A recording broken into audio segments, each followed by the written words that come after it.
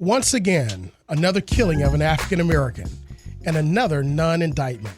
Some believe the officers were justified, but many believe that once again, this is yet another example of no justice for African Americans when it comes to interaction with law enforcement. Also, just yesterday, President Donald J. Trump just nominated Judge Amy Coney Barrett to replace Supreme Court Justice Ruth Bader Ginsburg to the U.S. Supreme Court. Some believe that this is just not in order for us as a country, with it being so close to the election. But some believe that when you have political power, you better use it. You're listening to State of the Water, and I'm your host, award-winning Dr. Eric Clavilles. And this is Hot Topics on your Blazing Hot 91. But first, before we start with these topics, and we want you guys to call in and we want to get your opinion on this, we have currently the Director for Equity Advancement here at the United Way of Southampton Roads, Mr. Joseph Brooks. Mr. Brooks, welcome to State of the Water. How you doing? Happy Sunday and good afternoon, Dr. Clavilles. And I just want to wish all of your listeners happy Sunday. And first and foremost, I wish you and all your listeners good health and safety as we manage through the pandemic. Well, thank you so much. Now, currently you're the new Director for Equity Advancement at the United Way of Southampton Roads. And there are some great things that you guys have in store and some new initiatives that you currently have. Tell our listeners more about those initiatives and your role in these initiatives. Great. Absolutely. As you mentioned earlier, I'm Director of Equity Advancement, and in that role, I'm tasked with working with the Leadership Council of the African American Leadership Society, or ALS, on creating initiatives to improve social equity in our local communities. And just to give you a little color on the African American Leadership Society, it is a group of 200 professionals that are passionate about improving social equity and committed to uplifting marginalized communities in the 757 and helping residents live a better life. And social equity has always been a top priority for the United Way, and it has always been a commitment to help residents live the best life they can. When you look at our United for Children program, it was specifically designed to address disparity in the St. Paul community. It has programs and services like after-school programs and also mentoring services to help students in the St. Paul community. It's one of the most impoverished areas in our country, but we're certainly looking to improve that. Then we have our Missions United program, and that is a program designed to help veterans and provide support for them here in the 757. And even though African American veterans make up only 18% of our population here, 2/3 of the requests that we get for support come from African American veterans. And then we have our Project Inclusion program, which is a 13-week veterans program that equips African Americans on local nonprofit boards and also state commission training for private government. So we've got a number of initiatives going on, and I'm also tasked with creating new initiatives along with the African American Leadership Society to transform our area and help underrepresented. Wow, Mr. Brooks, you're tasked with quite a lot, but those are some phenomenal initiatives that you have, especially targeted to the African American community in the areas of economics and also education. But not just those initiatives, but I understand that there's also a new initiative for voting and register to vote. Tell us more about that. Well, absolutely. As you know, voting is important, right? Because elections have time. Voting gives you an opportunity to elect representatives that will help shape legislation that will improve your quality of life and the quality of life for generations to come. It also gives you the right to elect officials that will take on issues that you're passionate about and that are meaningful to you, whether that is justice, taxes,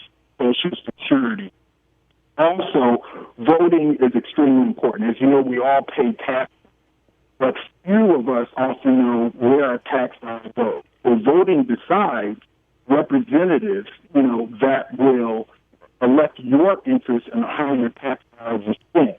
Whether that's housing, health care, reform. And then, when you look at voting, it is a constitutional right and it's a privilege that our forefathers stood for and our ancestors, African Americans died for. So we have a right to activate our voice to be heard. And as you know, everyone wants to be heard and have a voice. So it's extremely, extremely important that you vote. So at the United Way, we say your vote is your voice. So activate. And that's extremely, extremely important because if you don't vote for your interest, who will? Mr. Brooks, we say it on this show all the time that, in the words of Johnny Lewis, the former U.S. congressman that recently passed, your vote is the most powerful nonviolent weapon in a democracy. And one great thing about our country is one man, one vote. But we also have to be vigilant and fight against voter suppression and voter oppression and misinformation. So where can our listeners learn more about your voter initiative and also get involved with the initiatives for the African American community through the United Way? Absolutely. Learn about our voting initiative and to register to vote, go to United Ways, hr.org/vote. That's United Ways, hr.org/vote. And to learn about the African American Leadership Society and to get involved, you can go to United Ways /AALS. That's United Ways, hr.org/AALS. And also, just want to let you know and all your listeners that the African American Leadership Society is a great way to network here in the Hampton Roads area. We have a number of executives that serve on our leadership council and are a part of our membership, and we would be looking forward to have members join. So I am excited to get on your show today, and I look forward to folks looking us up on the websites that I just mentioned. Absolutely wonderful. Listen, we're so glad that you had a few moments to talk to us about these very wonderful initiatives through the United Way. We know that they do great work, have done for years in the Hampton Roads, South Hampton Roads community.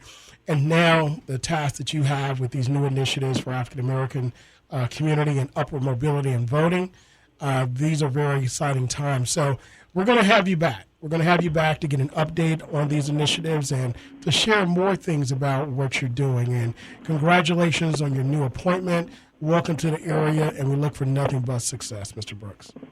Thank you so much, Dr. Clavilles, and I look forward to coming back and meeting with your listeners again. Sounds great. Thank you again. Okay, awesome. Enjoy. Again, this 2020, I mean, it's a lot of things that are going on, Benita, that we think are, that we know that are changing our society. Definitely. But it's not all bad. Judging right now from what Mr. Brooks stated with the United Way of Southampton Roads here in the Commonwealth, there are a lot of great initiatives here to help and not to give a hand out, but rather a hand up, right? Right. So, and that's the difference. Recognizing leaders, recognizing the value of our talent that we have here, and giving them the resources. And it is so important that we realize our value and our worth, because when we do that, then we're more motivated to move ahead. When we really believe that we can make a change and we can make a difference, that's when things can really, really move forward. That's right. Now, let's flip the script if we would. Okay. Because those are some great initiatives. But now Here on Hot Topics, very quickly, 757-823-9110. 757-823-9110. You're listening to State of the Water. This is Hot Topics on Blazing Hot 91. We want you to call in about these issues that we just heard this week. And it seems like, Benita, there's something happening every single day. And some people said, oh, no, I just can't deal with any more news. But there were two very important stories that came down this week. The first is the unfortunate non-indictment for the killing of Breonna Taylor. That's right. And then also the president making a really historic nomination. Some say it's a very controversial time to do it, to replace Ruth Bader Ginsburg. But I want to start first with Breonna Taylor because this is a story that galvanized protests in the streets. It really, right after George Floyd, Ahmaud Arbery, this was right up there with, once again, another interaction with police by African Americans that ends in death. It ends in death. You're right. Where they didn't have they weren't doing anything wrong. And this past week we had the Kentucky Attorney General, which is only one of several African American attorney generals in the United States, and he's a young rising star of the GOP, and of course people were introduced to him on a national stage when he made his speech at the White House during the time where the president accepted the nomination of his party.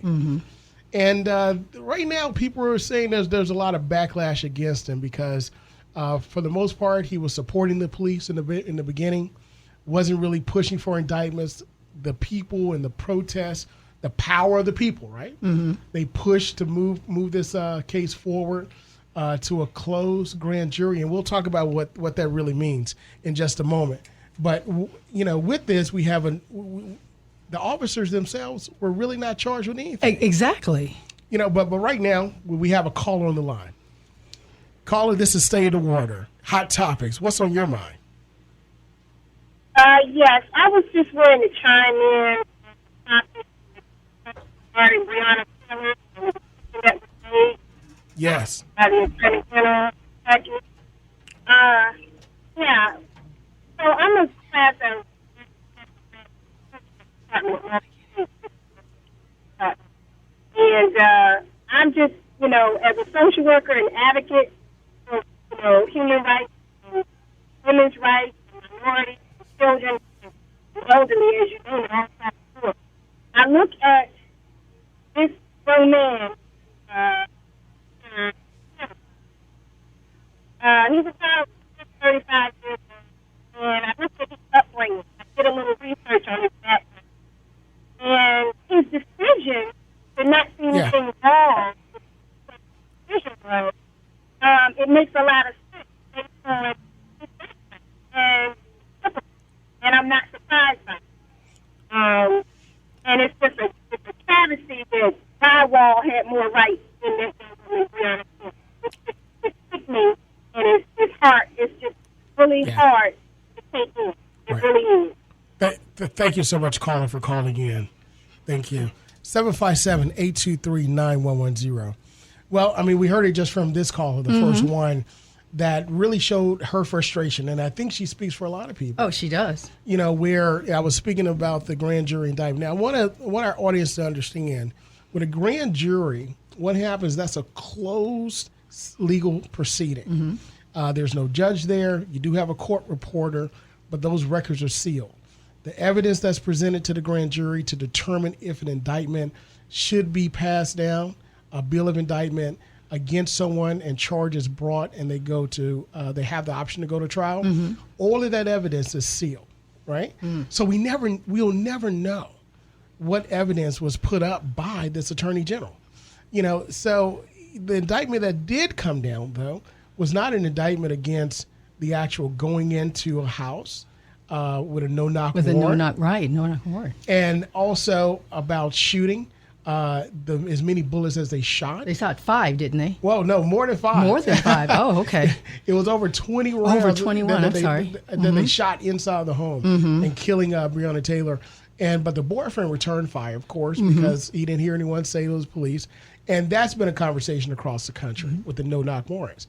But even now, again, the charges that were brought down were not against anything dealing with the killing of Breonna Taylor or the charges that were dropped against her boyfriend or fiance, significant other. But what ended up happening is that they charged the officer for wanton recklessness for shooting his bullets into somebody else's apartment. Right. So just as the caller said, and LeBron James, I know he tweeted out, it looks like the walls have more protection than the lives of African Americans. Oh, absolutely. And it can make you frustrated. You don't want to become a cynical person, but the more you hear, the more you see this injustice, this systematic racism and so forth, it can make you angry sometimes.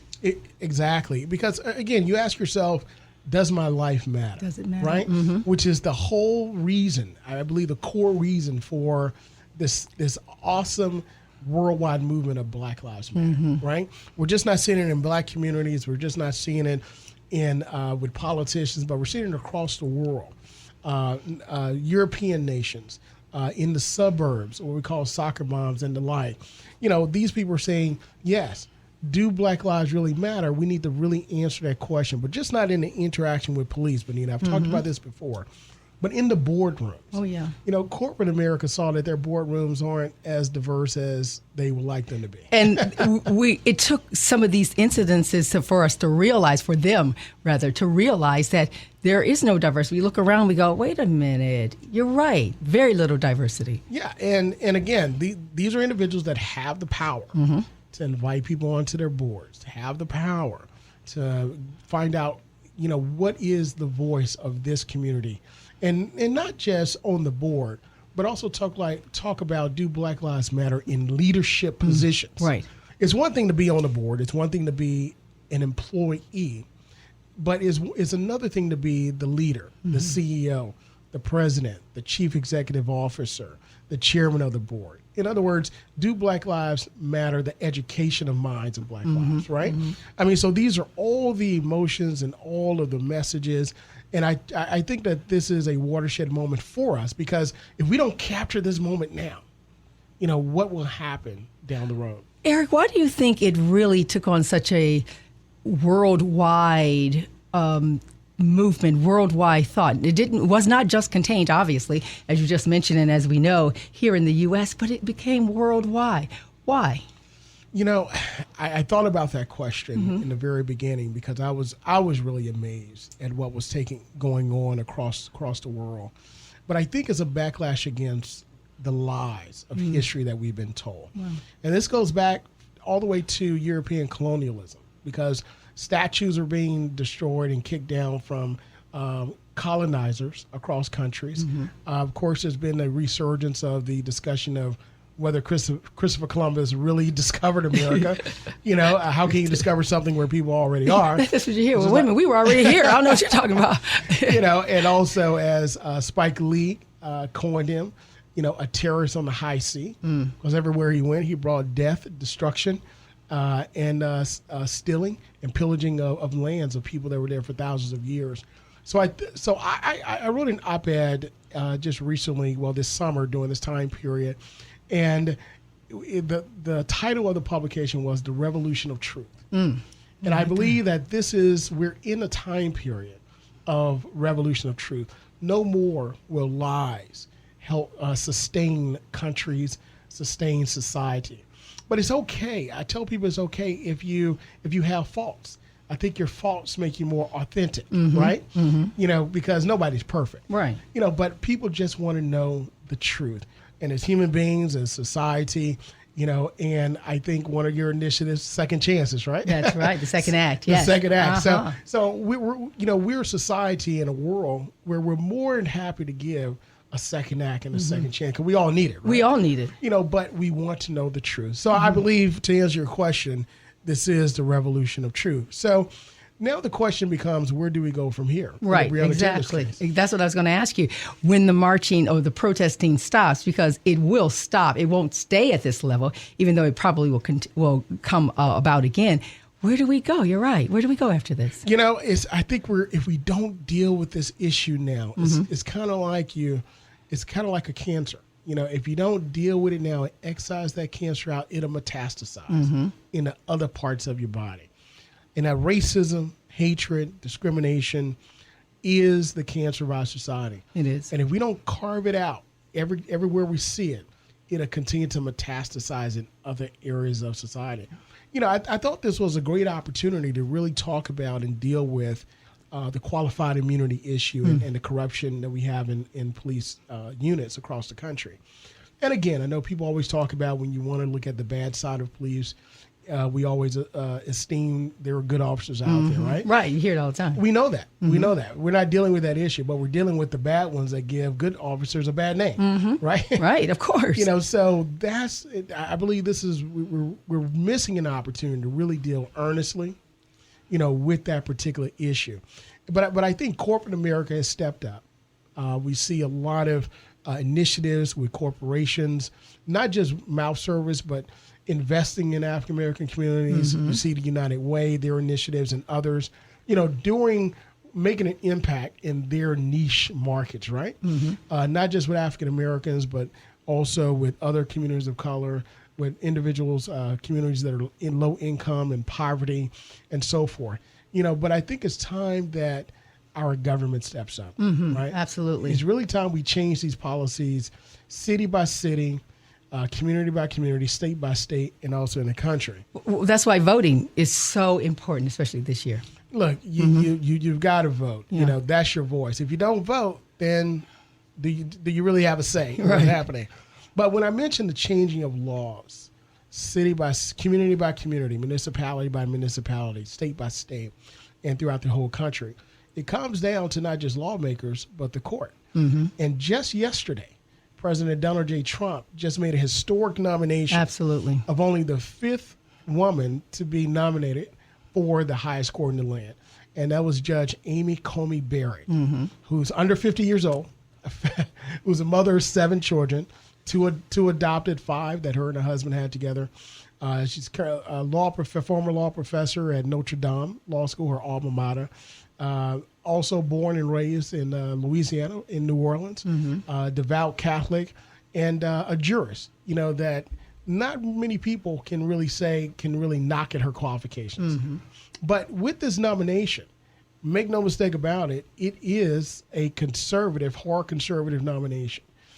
So right now, the court itself is 4-4. Actually, it's 5-3 with liberal and conservatives. And now, if this person is confirmed, this person will give the court a hard 6-3 supermajority block on the U.S. Supreme Court. Now, we've been hearing, of course, at the time when President Obama was trying to nominate someone. How do you see it? How do you see that it's not a political ploy? I don't want to call it that, but it is so interesting that it's done at this time. Oh, no, it is a political play. Actually, 757-823-9110, 757-823-9110, where you're listening to State of the Water at Hot Topics on Blazing Hot 91. We're talking about the non-verdict and non-indictment of Breonna Taylor and also about the historic nomination of Amy Coney Barrett to the U.S. Supreme Court by President Donald J. Trump. What are your thoughts? Do you think that the court is in jeopardy of being non-partial? Do you think that there is justice for African Americans? 757-823-9110. But to answer your question, Benita, the nomination is political within itself, hands down. A lot of people call this hypocrisy. The hypocrisy of the Republicans saying, as you said, when Obama nominated Merrick Garland, That's right. who was really a moderate. He wasn't a starch liberal. He wasn't a starch conservative, but really a moderate that the president felt at the time the court really needed, not to be impartial. But, politics is when you have power, you better use it because you never know when you're going to have it again. And this president said, you know what, forget impartiality. I'm going hard to the right. I'm staying with my core supporters. And that's what he's done.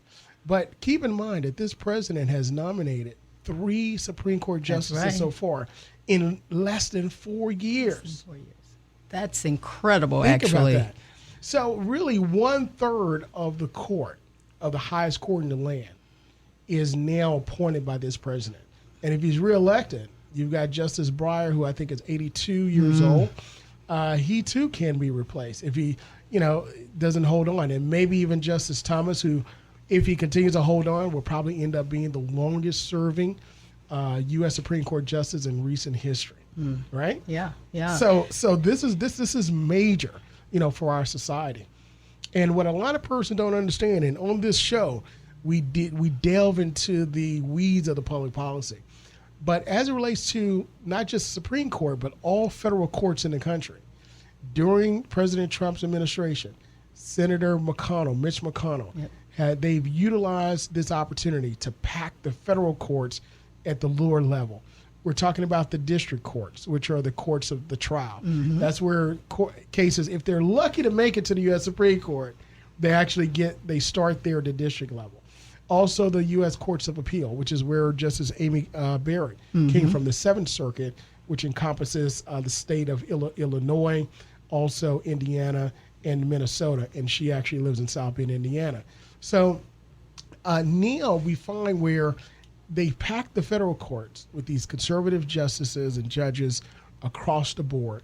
And what that means for decisions is that now the interpretation and the application of the law to the facts and these decisions are now on a conservative view. But we have a caller. Caller, if you could, turn your radio down for me. If you could, turn your radio down just slightly for us. Okay. Welcome to State of the Water. Hot topics. What's on your mind? Oh, I just wanted to give a comment of what they were talking about today, dealing with they were talking about the subject of the Supreme Court justice. Yes, sir. And nominated. What are your thoughts on that? What are your thoughts on that nomination? What our thoughts on that nomination, I think is very interesting how the terms are now switching, or the ways are now switching when it comes down to getting people on the Supreme Court, but also how it looks amongst young people. Because if you look at what's going on and all the things that they did to stop the nomination when Barack Obama was in there, and now saying it's a constitutional obligation, how it looks when it comes down to young people, while they're in the streets saying Black Lives Matter for truth and transparency. Right.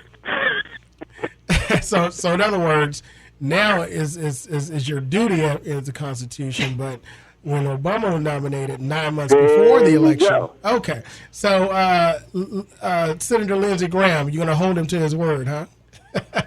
There you go.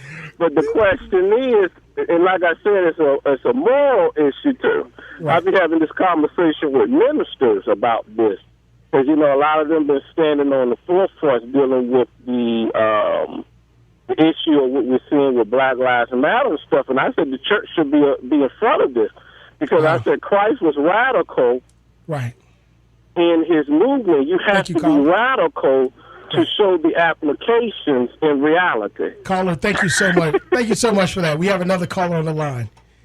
Caller, welcome to State of the Water. What's on your mind? Caller, welcome to State of the Water. You're live on air. Oh, hello? Yes, sir. Welcome to State of the Water. What's on your mind? Okay, I'm sorry. All right. Thank you very much. But again, just as the caller stated, this is a time period, Benita, where people are looking for truth. They are looking for truth. Transparency. In various areas and sectors. He mentioned the religious community. That's one area. We'd say educationally, financially, and so forth. So we're looking at it in various ways, but it's important all across the board. That's right. Because when you look at the time period of the 60s, the Reverend Dr. Martin Luther King was out there, and other persons of the cloth were there marching in the front, and they were hand in hand with students, with Johnny Lewis and others for this same effort. So I think that's the blueprint. If we're going to get to the next point, we got to do it together. But again, we're out of time. It always happens, doesn't it? It seems like when we start talking and getting good with these subjects, which are very important, it's something that we run out of time. But Benita, I also want to say to our guests that this is our last time with State of the Water. It is, absolutely. And Hampton Roads Voices. Yeah, and so thank you so much for being with us on State of the Water. Of course, I loved it. And again, we've thoroughly enjoyed your perspective that you're giving to our listeners every single Sunday. And we're definitely going to miss that. But tell us what you're going to be doing now from here. Well, I have my business. It's called The Second Act with Benita Adams, and we work with women 50 and beyond to answer the question, what's next?